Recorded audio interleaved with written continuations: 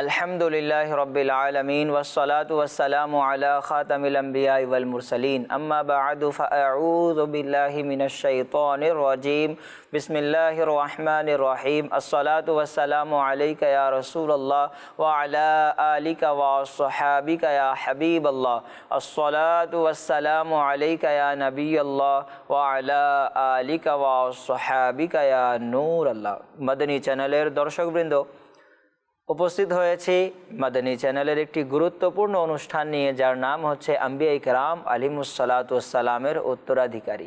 দেশে প্রবাসে যারা যেখান থেকে আমাদের এই অনুষ্ঠান দেখছেন, সবাইকে জানাই আন্তরিক শুভেচ্ছা, স্বাগত। এই অনুষ্ঠানের প্রত্যেকটি পর্বে আমরা নবী পাক সাল্লাল্লাহু আলাইহি ওয়াসাল্লামের উম্মতদের মধ্যে যারা উলামায়ে কেরাম হয়েছেন, উলামায়ে রাব্বানিয়িন হয়েছেন, যারা কোরআন হাদিস অধ্যয়ন করেছেন, সারা বিশ্বে দ্বীন ইসলামের প্রচার করেছেন, তাদের শুভ আলোচনা আমরা করে থাকি।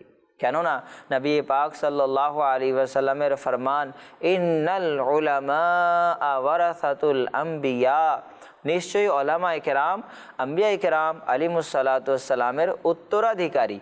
নবী আলাইহিসসালাতু ওয়াসসালাম দিরহাম দিনারের উত্তরাধিকারী বানান না, তারা তো ইলমে দ্বীনের উত্তরাধিকারী বানান। তো সৌভাগ্যবান হচ্ছে ওই আশিকে রাসূল যারা ইলমে দ্বীন অর্জন করেছে, ইলমে দ্বীন অর্জন করার জন্য ঘর থেকে বের হয়েছে। আল্লাহু আকবার! ইলমে দ্বীন অর্জন করা কতই না মহান উত্তম কাজ। আল্লাহু আকবার! কিতাবে বর্ণিত, যে বান্দা ইলমে দ্বীন অর্জন করার উদ্দেশ্যে ঘর থেকে বের হবে, আল্লাহ তাবারক ওয়া তাআলা তার জন্য জান্নাতের রাস্তা সহজ করে দিবেন।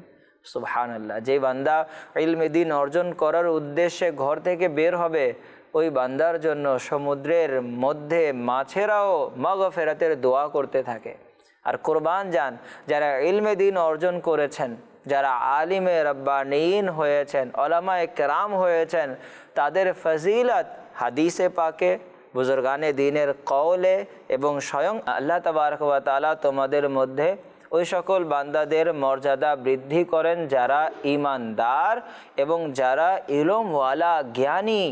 আল্লাহু আকবার! আল্লাহু আকবার! দেখুন প্রিয় দর্শক মণ্ডলী, আল্লাহ পাক আলিমে দ্বীনের উলামায়ে কেরামদের ফজিলত পবিত্র কোরআনে মজিদ ফুরকানে হামিদে ইরশাদ করেছেন।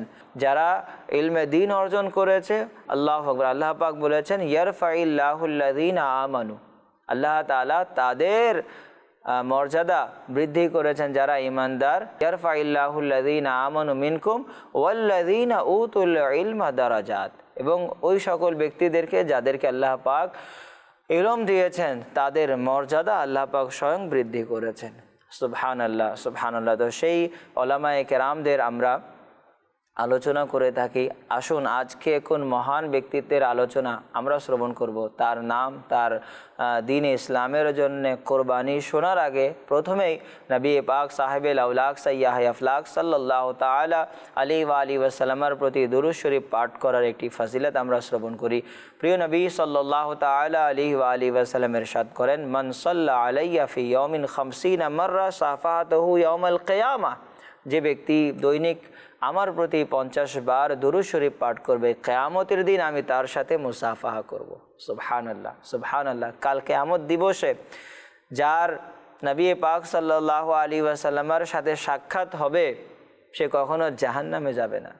আল্লাহু আকবার! আসুন না প্রিয় দর্শক মণ্ডলী, আমরাও আমাদের দৈনিক কার্যক্রমে আমরা নবী করিম আলাইহিস সালাতু ওয়াস সালামের প্রতি অধিক হারে দুরূদ ও সালাম পাঠ করি। আল্লাহ পাক আমাদেরকে অধিক হারে দুরূদ ও সালাম পাঠ করার তৌফিক দান করুক। আমিন। সাল্লু আলাল হাবিব সাল্লাল্লাহু তাআলা আলা মুহাম্মদ সাল্লাল্লাহু আলাইহি ওয়াসাল্লাম। মাদানী চ্যানেলের দর্শকবৃন্দ, আজকে আমরা কোন মহান ব্যক্তিত্বের আলোচনা করব?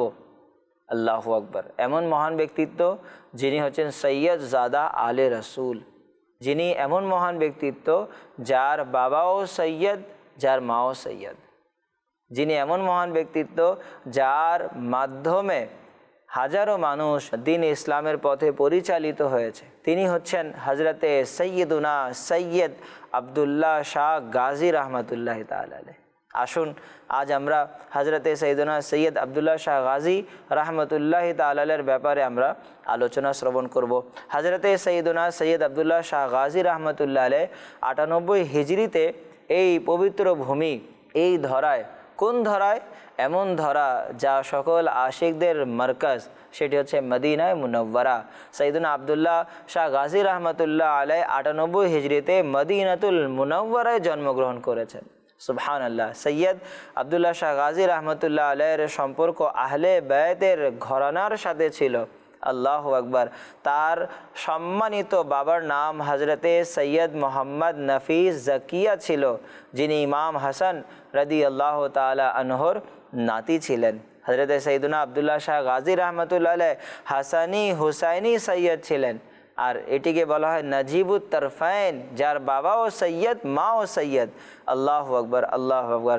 তার পঞ্চমতম বাবা হচ্ছেন মৌলা আলী শেরে খুদা কররামাল্লাহু তাআলা ওয়াজহুল করিম। আল্লাহু আকবার। তার প্রাথমিক শিক্ষা, তার পড়াশোনা, তার তরবিয়ত, তার হজরতে সৈয়দনা আবদুল্লাহ শাহ গাজী রহমতুল্লাহ তাআলার পড়াশোনা তিনি তার বাবার কাছেই মদিনাতুল মুনব্বরায় সম্পন্ন করেন। তিনি রাদিয়াল্লাহু তাআলা আনহু ইলমে হাদিসে হজরতে সৈয়দনা আবদুল্লাহ শাহ গাজী রহমতুল্লাহ আলাইহ খুবই পাণ্ডিত্য ছিলেন।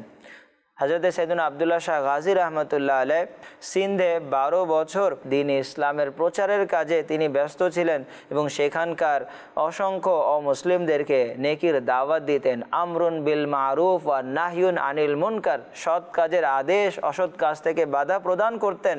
তিনি রাদিয়াল্লাহু তাআলা আনহু আবিদ, জাহিদ, মুত্তাকি এবং মহান মুত্তাকিদের ইমাম ছিলেন। দ্বীনে ইসলামের খিদমত করার জজবা, দ্বীনে ইসলামের খিদমত করার অনুপ্রেরণা ছিল তার। আল্লাহু আকবার। হযরতে সাইয়েদনা আবদুল্লাহ শাহ গাজী রহমতুল্লাহ আলাইহ কুরবান যান। প্রিয় দর্শক মণ্ডলী, তিনি কতই না দ্বীনে ইসলামের খিদমত করেছেন। তিনি রাদিয়াল্লাহু তাআলা আনহুর আখলাক, আল্লাহু আকবার, তার দ্বীনে ইসলামের জন্য কোরবানি, তার আখলাকে করিমা দেখে অসংখ্য অমুসলিমরা দ্বীনে ইসলাম ধর্ম কবুল করেছেন। আল্লাহু আকবার। হযরত সাইয়েদনা আবদুল্লাহ শাহ গাজী রহমতুল্লাহ তাআলা আলাইহ দ্বীন ইসলামের প্রচার প্রসার করা শুরু করলেন এবং নবী মুহাম্মদুর রাসূলুল্লাহ সাল্লাল্লাহু আলাইহি ওয়াসাল্লামের সুন্নতের আমলের উপর অনুসারী ছিলেন।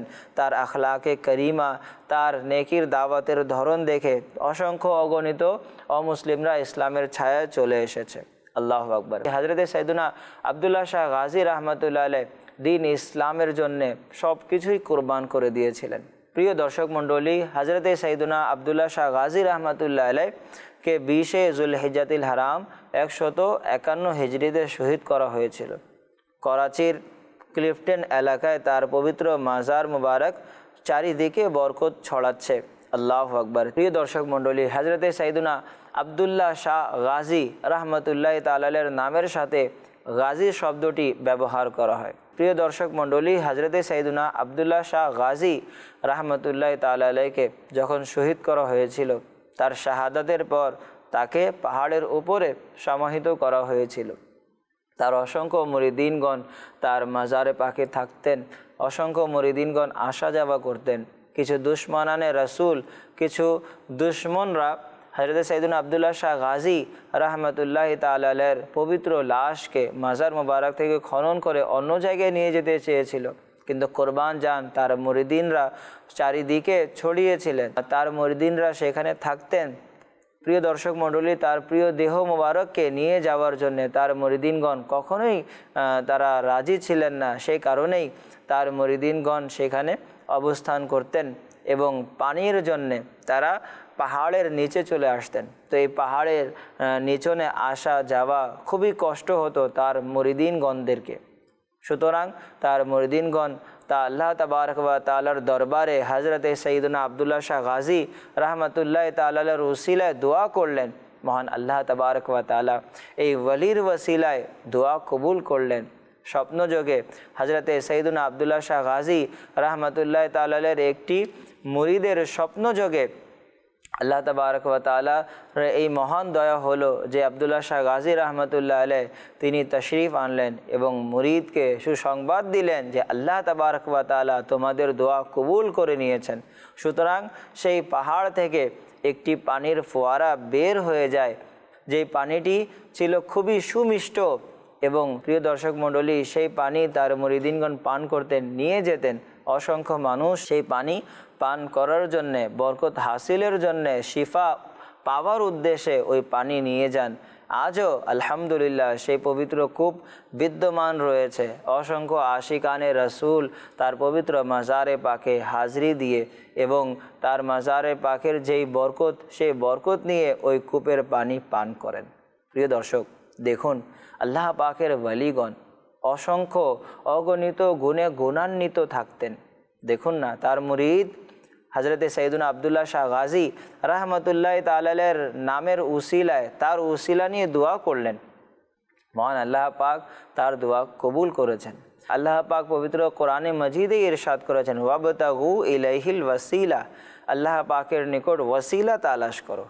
আমাদের সমাজে অনেকে এমন রয়েছে যারা উসিলা মানে না। আমাদের সমাজে অনেকে রয়েছে যারা আল্লাহ ওয়ালাগণের কাছে যেতে চায় না। প্রিয় দর্শক মণ্ডলী, আল্লাহ ওয়ালাগণ এমন যে তাদের কাছে গেলে দোয়া কবুল হয়ে থাকে। আল্লাহ ওয়ালাগণ এমন যে তাদের জীবনই মহান আল্লাহ তাবারক ওয়া তাআলাকে রাজি খুশি করার কাজে ব্যস্ত ছিল। আল্লাহু আকবার, আল্লাহু আকবার। হজরতে সৈয়দুনা ইমাম শাফিঈ রহমতুল্লাহ আলাইহি বলেন, আমি যখনই কোনো মাসআলার সমাধান পেতাম না, মাসআলার সমস্যায় আমি জর্জরিত থাকতাম, তখনই আমি হজরতে সৈয়দুনা ইমামে আজম আবু হানিফা নু'মান বিন সাবিত রাদিয়াল্লাহু তাআলা আনহুর দরবারে আমি উপস্থিত হতাম। সেই ইমামে আজম আবু হানিফা রাদিয়াল্লাহু তাআলা আনহুর মসজিদে 2 রাকাত নফল আদায় করতাম এবং ইমামে আজম আবু হানিফা নু'মান বিন সাবিত রাদিয়াল্লাহু তাআলা আনহুর মাজারে পাকে গিয়ে তার ওসিলায় দোয়া করতাম, মহান আল্লাহ তাবারক ওয়া তাআলা আমার সমস্যার সমাধান করে দিতেন। সুবহানাল্লাহ। এই হচ্ছে আল্লাহ ওয়ালাদের বরকত। প্রিয় দর্শক মণ্ডলী, আল্লাহ তাবারক ওয়া তাআলা তো দোয়া কবুল করেনি, দোয়া কবুল আর কবুল, কিন্তু আল্লাহ ওয়ালাদের কাছে গিয়ে দোয়া করলে দোয়া অধিক তাড়াতাড়ি কবুল হয়ে থাকে। আল্লাহ ওয়ালাদের ওসিলায় দোয়া কবুল হওয়ার মাধ্যম হয়ে যায়। প্রিয় দর্শক, আমরা কোরআন পড়েছি, কোরআনে হজরতে জাকারিয়া আলাইহিস সালাতু ওয়াস সালাম তার সন্তান হচ্ছিল না। যখনই তিনি হজরতে মারিয়াম রাদিয়াল্লাহু তাআলা আনহার সেই মেহরাবে যেতেন যেখানে বাইতুল মুকাদ্দাসে তাকে রাখা হয়েছিল, তো হজরতে জাকারিয়া আলাইহিস সালাম দেখতেন যে মারিয়াম রাদিয়াল্লাহু তাআলা আনহার কাছে বিনা মৌসুমের ফল থাকতো। যখন মারিয়াম রাদিয়াল্লাহু তাআলা আনহাকে জিজ্ঞাসা করলেন এই বিনা মৌসুমের ফল কোত্থেকে, তো মারিয়াম বলতেন আল্লাহ পাকের পক্ষ থেকে। আল্লাহ পাক প্রত্যেকটি বস্তুর উপর ক্ষমতাবান, আল্লাহ পাক যা চান তা করতে পারেন। তো জাকারিয়া আলাইহিস সালাতু ওয়াস সালাম ভাবলেন যে যেই মহান রব তাবারক ওয়া তাআলা হজরতে মারিয়াম রাদিয়াল্লাহু তাআলা আনহাকে বিনা মৌসুমে ফল দিতে পারে, সেই রব তাবারক ওয়া তাআলা আমার এই বৃদ্ধ বয়সে আমাকে সন্তানের ফল দিতে পারে না। সুতরাং তিনি আলাইহিস সালাতু ওয়াস সালাম মেহরাবে মারিয়ামে মহান আল্লাহ তাবারক ওয়া তাআলার কাছে দোয়া করলেন সন্তানের। মহান আল্লাহ পাক জাল্লা ওয়ালা সেই জায়গার বরকতে আল্লাহ পাক তাকে একটি নুরানি চাঁদের মতো সন্তান দান করলেন এবং সেই সন্তানও আল্লাহ তাবারক ওয়া তাআলার নবী হয়েছেন, যার নাম হচ্ছে হজরতে ইয়াহিয়া আলাইহিস সালাতু ওয়াস সালাম। আল্লাহু আকবার। তো প্রিয় দর্শক মণ্ডলী, এই হচ্ছে আল্লাহ ওয়ালা, যাদের কাছে গেলে কোনো মানুষ বঞ্চিত থাকে না। সুতরাং আমাদেরকে আল্লাহ ওয়ালাদের কাছে যেতে হবে। এই আল্লাহ ওয়ালা এমন যাদের উসিলায় আমাদের দোয়া কবুল হবে, যাদের বরকতে আমাদের দোয়া কবুল হবে, যার উসিলায় আমাদের দোয়া কবুল হবে। অনেক বড় আলিমে দিন ওলামায়ে রাব্বানিয়িন হজরতে সুফিয়ান বিন উয়াইনা রাদিয়াল্লাহু তাআলা আনহু তিনি কি বলেন জানেন? তিনি বলেন ইনদা যিকরি সালেহিনা তানজিলুর রাহমা, যেখানে আল্লাহ তাবারক ওয়া তাআলার আউলিয়া কেরামের আল্লাহ পাকের নেককার বান্দাদের আলোচনা হয়, সেখানে মহান আল্লাহ পাক রহমত অবতীর্ণ করেন। সুবহানাল্লাহ। প্রিয় দর্শক, একটু ভাবুন, আল্লাহ পাকের ওয়ালিদের যেখানে আলোচনা হবে সেখানে রব তাবারক ওয়া তাআলার রহমত অবতীর্ণ হবে, যেখানে আল্লাহ ওয়ালাগণ শায়িত রয়েছেন সেখানে কি আল্লাহ পাকের রহমত অবতীর্ণ হবে না? সেখানে কি দোয়া করলে দোয়া কবুল হবে না? অবশ্যই হবে। আমাদেরকে বুঝতে হবে। আল্লাহ তাবারক ওয়া তাআলা এই আউলিয়া কেরামের সাথে আমাদেরকে সদা সর্বদা থাকার তৌফিক দান করুক, আল্লাহ ওয়ালাদের সোহবতে থাকার তৌফিক দান করুক এবং এই উলামায়ে কেরামদের খিদমত করার, আমাদেরকেও ইলমে দ্বীন অর্জন করার, দ্বীন ইসলামের প্রচার প্রসার ব্যাপক হারে করার তৌফিক দান করুক। সাল্লু আলাল হাবিব সাল্লাল্লাহু তাআলা আলা মুহাম্মদ সাল্লাল্লাহু আলাইহি ওয়াসাল্লাম।